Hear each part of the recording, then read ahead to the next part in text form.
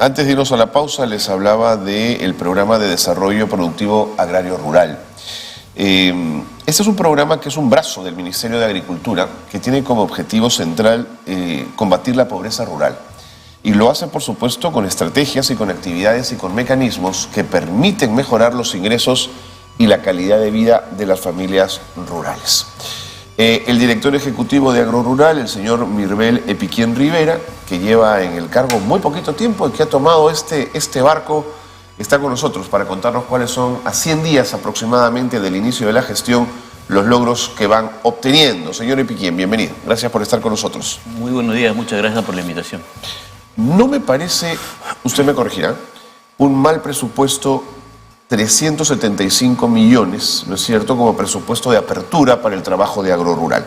¿Cuáles han sido las intervenciones que han decidido emprender para aprovechar en el agro este presupuesto de apertura? Sí, bueno, es el punto de partida, 375 millones como plan, como el PIA, ¿no?, como plan de el presupuesto inicial, pero al momento ya tenemos más de 400 millones. Ok.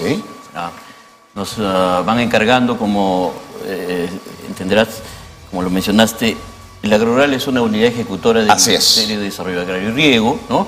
Entonces, está en permanente actividad, recibiendo encargos también del Ministerio durante todo el año. Entiendo. ¿No? Entonces, por ejemplo, hace poco se ha agregado al presupuesto el Plan Punche Perú. Ok, ¿no? Del cual íbamos a hablar seguradito. Te va poniendo cosas, pero te va poniendo el dinero también para que las empresas, claro, si no, no podrías manejarte, ¿no? Exacto. Entonces tenemos un punto de partida, pero de ahí el presupuesto se va incrementando, de acuerdo. durante el año. Y bueno, y tenemos que tener la capacidad y la maquinaria para implementar y ejecutar. Nosotros no podemos dudar un momento en la ejecución, porque nos miden también por nivel de ejecución. Clarísimo. ¿En qué regiones están interviniendo? Estamos prácticamente ya en todo el país, salvo Loreto, en donde tenemos actividades puntuales, pero pronto estamos por ingresar también, pero es en todo el territorio nacional. Sí, ahora, AgroRural tenía como que la idea, la gente tiene la idea de que solamente puede atender a zonas rurales de la sierra, ¿no? Okay. En la práctica estábamos atendiendo sierra y también parte de la costa, pero a partir de este año hemos ingresado con mucha fuerza al tema de la Amazonía, ¿no? Entonces tenemos ya unidades zonales, que son oficinas concentradas de AgroRural en Madre de Dios, ¿de acuerdo?, en Ucayali. Estamos pronto a inaugurar nuestra oficina en San Martín también, y Loreto también ya nos ha solicitado que podamos ingresar. Eso quiere decir que vamos a tener ya actividades concretas y vamos a estar físicamente en todo el Perú. ¿Estas intervenciones son propias de AgroRural y del gobierno central o entran en coordinación con gobiernos locales y con gobiernos regionales? Se lo digo porque de pronto desde los gobiernos regionales hay un aprendizaje del trabajo que junto con AgroRural se podría hacer en conjunto. Es interesante la pregunta porque nuestro trabajo depende mucho del nivel de articulación con gobiernos regionales, sobre todo gobiernos locales, ¿no? Nuestro trabajo en las regiones no tendría los resultados que tenemos si es que no hubiese esa articulación. Siempre ha sido así, porque entenderás, como lo mencionaste, nuestro público objetivo son los pequeños y medianos productores que están en un cierto nivel de pobreza en el área rural. Sin duda. Entonces, allí los actores clave para poder nosotros ingresar con nuestros proyectos, nuestros programas, son no solo las comunidades, sino los gobiernos locales. De acuerdo. Entonces tenemos que estar en permanente coordinación con ellos. Es una estrategia, ¿ya? Y es la manera también de ingresar a estos espacios recónditos del país, ¿no? Siempre las economías de escala, para poder intervenir con estos números tan grandes de ejecución, hablan de estandarización de procesos. Pero el Perú es un país muy heterogéneo para obtener esas estandarizaciones. ¿Cómo consiguen la máxima eficiencia, entendiendo que cada región es un mundo? Sí, es verdad. Costa, sierra, selva, norte, centro, son cosas distintas. Totalmente distintas. Pero yo creo que tenemos la experiencia. AgroRural tiene ya, como AgroRural, 15 años, este año hemos cumplido 15 años, pero como Pronamach, de donde viene AgroRural, por supuesto, tiene más de 40 años, ¿no? Entonces, la experiencia adquirida por nuestros especialistas, nuestros técnicos en el campo, nos dan esta seguridad. De acuerdo. O sea, nosotros tenemos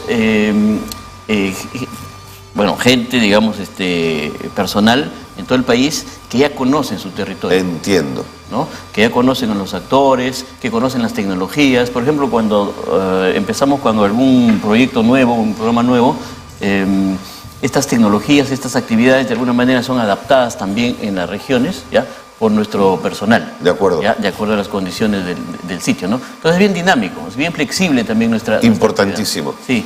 Y es la forma de obtener esos resultados, ¿no?, que estamos satisfechos, ¿no? Cuando usted menciona el programa Pronamach, me es inevitable pensar en cómo fue un programa creado con objetivos muy claros, pero que terminó sirviendo de forma clientelista al gobierno de el gobierno de los 90, el gobierno del Fujimorato, quiero decir.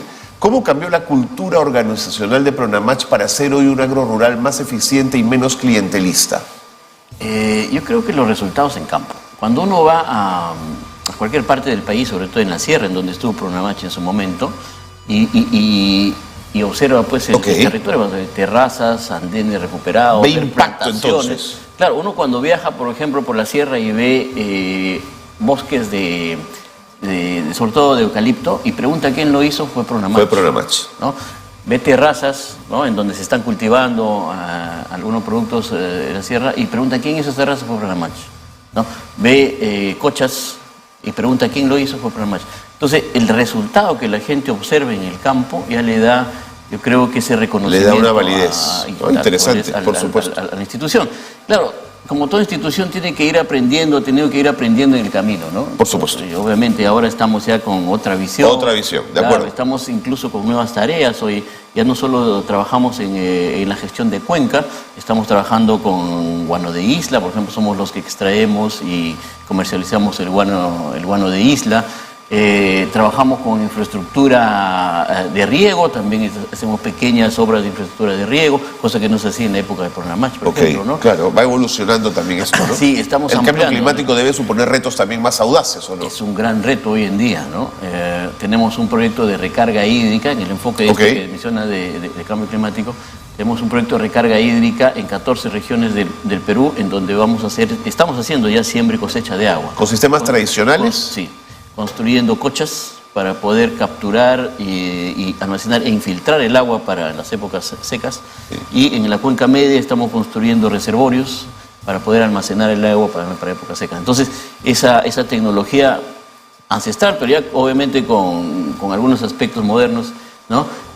Geomembranas, por ejemplo. Por supuesto. Ya lo estamos desarrollando. Es un proyecto bien interesante de más de 400 millones de soles para 5 años.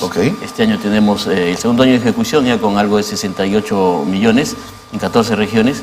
Entonces, cada año van apareciendo estos nuevos retos y también en relación al contexto que estamos viviendo, también tenemos que implementar los proyectos y los programas. De acuerdo. ¿no? Nuestros servicios van acorde también a esas condiciones, ¿no? Por ejemplo, tenemos un programa de cultivo de pastos, ¿ya?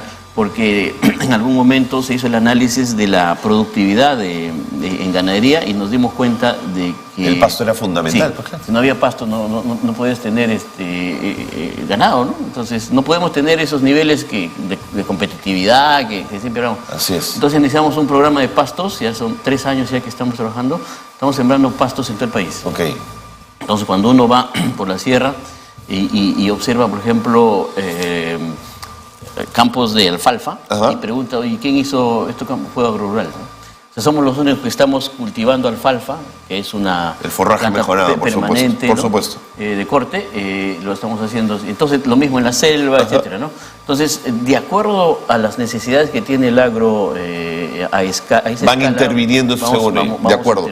¿Cuáles son las intervenciones más complejas? ¿Dónde hay que poner más dinero en el agro rural? Yo diría que necesitamos mucha infraestructura ya en la sierra. En la sierra. Yo creo que la costa ha tenido una muy buena inversión en los últimos 20 años, ¿no?, en temas de infraestructura. Necesitamos empezar ya a observar a la sierra como la solución a los problemas también de carácter nacional, ¿no? Eso muchas veces... ¿En términos de seguridad alimentaria lo hizo? Seguridad alimentaria, mira, incluso deforestación en la Amazonía. O sea, cuando observas quiénes están en la Amazonía haciendo minería ilegal o haciendo agricultura, ganadería extensiva, son personas que vienen de la zona andina. ¿Y por qué vienen de la zona andina? Porque en la zona andina, en la sierra, hay pocas oportunidades para el agro, ¿no? A pesar de que hay una potencialidad tremenda para el agro, ¿no? Acuérdate que de ahí se generan grandes civilizaciones, culturas basadas en el agro, pero hoy en día este tema todavía falta trabajar. Entonces lo que tenemos que hacer es recuperar esas capacidades, esa potencialidad con más inversión, y lo que vamos a tener, creo yo, es que la gente no tiene que movilizarse a otras partes del país porque va a tener las oportunidades de desarrollo. Entiendo. Colonizar otras zonas, te quedas en la tuya y ahí puedes trabajar. Por supuesto, porque tienes las oportunidades para crecer, ¿no? Incluso puede haber un retorno de la gente que ha bajado a la zona amazónica. Por lo tanto, creo que ese es el gran reto que tenemos ahora, ¿ya? Y el otro gran reto es trabajar la agricultura y la ganadería con este enfoque de sostenibilidad. ¿Ya? Ok. O sea, ya no podemos darnos el lujo de tumbar bosques, ¿no? De deforestar. Eso le iba a preguntar, porque justo en el Congreso se ha trabajado una ley muy polémica sobre deforestación. ¿Han sido ustedes consultados? Somos consultados siempre para los proyectos de ley, emitimos opinión, pero entenderás pues, que hay varios que emiten opinión y el Congreso ya toma la decisión. Pero nuestra opinión siempre es esa, ¿no? Nuestra opinión es que bosque en pie. No podemos desarrollar agricultura sin bosque. El bosque tiene que ser parte de ese modelo, ¿no? Hay que recuperarlo incluso. O sea, no solo protegerlo, conservarlo, sino recuperar bosque, ¿no? Porque las economías ilegales, la mala agricultura en selva, la presión de los menonitas, por ejemplo, en algunas zonas de la selva, está deforestando cantidades inmensas de bosque. Sí, es yo creo un mal enfoque de ganadería, ¿no? No es la ganadería que nosotros... o las actividades agropecuarias que nosotros estarían pensando. Impulsamos. No. Al contrario, nosotros estamos buscando hacer agroforestería, silvopasturas, manejo rotativo de cultivos, recuperación de praderas, recuperación de áreas degradadas. Ahí estamos enfocados, porque entendemos y sabemos de que esa es la mejor manera de darle sostenibilidad a la agricultura en el país, ¿no? Y también, obviamente, de dar esa seguridad alimentaria que hablábamos, ¿no? O sea, ¿de qué nos sirve destruir el hábitat de la gente cuando vas a tener 2 o 3 años de ingresos y después no vas a poder cultivar nada, ¿no? De acuerdo. O sea, vas a deforestar, vas a perder recursos, vas a degradar el suelo. Entonces, no es la forma. Tenemos que tener esa visión a largo plazo de sostenibilidad. Muy bien. ¿Qué nivel de acción conjunta tienen con el INIA, con el Instituto Nacional de Investigación Agraria, que ha hecho grandes esfuerzos también en mejorar? Pienso en los cuyes, que tienen una política muy interesante, pastos, en fin, todo lo que han avanzado en el INIA. Interesante. Mira, nosotros tenemos proyectos ahorita, por ejemplo, tenemos proyectos de mejoramiento de la cadena productiva de alpacas. También mejoramiento de la cadena productiva de cuyes. Semillas también han trabajado mucho en el INIA. Sí, y el INIA nos provee. Nos provee de estas nuevas razas, ¿no? De estas nuevas variedades. De acuerdo. Entonces hay un trabajo articulado ahí. Sí. Ahí hay una coordinación permanente. Acuérdate que el INIA también es parte del Midagri y nuestra coordinación es permanente, pero sobre todo nuestra cooperación, ¿no? De acuerdo. Ellos generan conocimiento, información, ciencia, nosotros entonces aplicamos esa tecnología en el campo. Esa es la relación.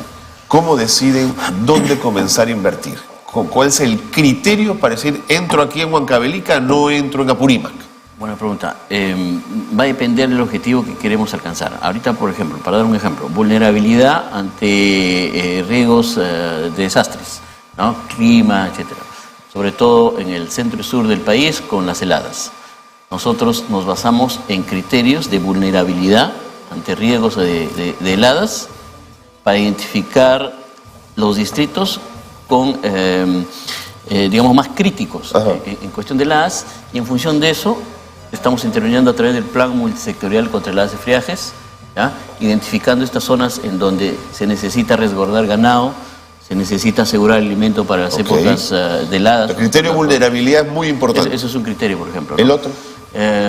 Otro criterio es la degradación de suelos. Por ejemplo, para nuestra intervención de siembra y cosecha de agua, hemos tenido que hacer un análisis de cuáles son las áreas en la zona altoandina más degradadas en cuestión de pasto. Entonces tenemos un mapeo, hemos identificado las cuencas más degradadas y estamos interviniendo allí para poder recuperar esa zona de pastos altoandinos, que se llaman praderas, y poder, por lo tanto, asegurar los recursos en esa zona, suelo, agua, alimentos, ¿no? Señor Epiquín, me gana el tiempo, pero en el marco justamente del plan Compunche Perú, el Midagri a través de Agrorural ha presupuestado 4 millones de soles para realizar 640 mercados itinerantes, me parece un montón, de la chacra a la olla.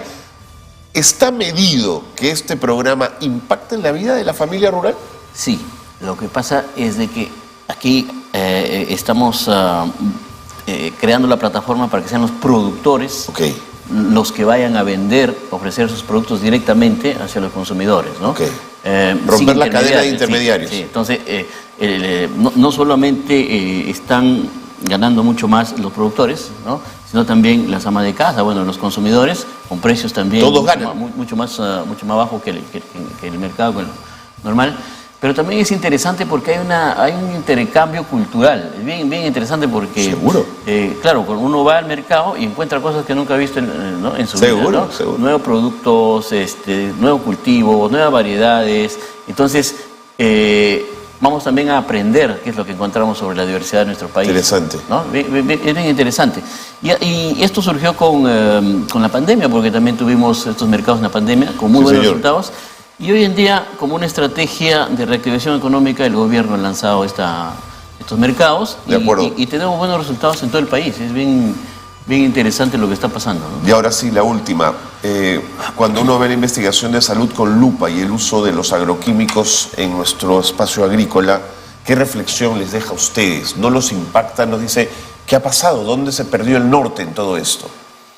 Yo creo que es un tema de modelos, ¿verdad? Porque si bien es cierto, nosotros estamos enfocándonos hacia la sostenibilidad, así es, hacia la agricultura familiar, orgánica, así es, hacia, claro, la agricultura familiar, que es un modelo, es una forma de hacer agricultura. Hay otros modelos también que tienen otros enfoques, otros objetivos, ¿no? más orientados yo creo que al incremento de la producción con una escala mucho más grande, la comercialización, sin importar, digamos, la salud.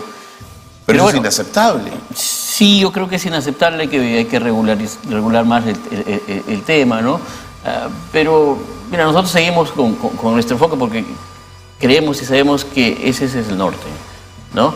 Y ya después las cosas irán mejorando ya en el camino, pero claro, de otro lado necesitamos también observar y pedir en este caso a las entidades competentes que hagan mejor su trabajo. No, su trabajo, por supuesto.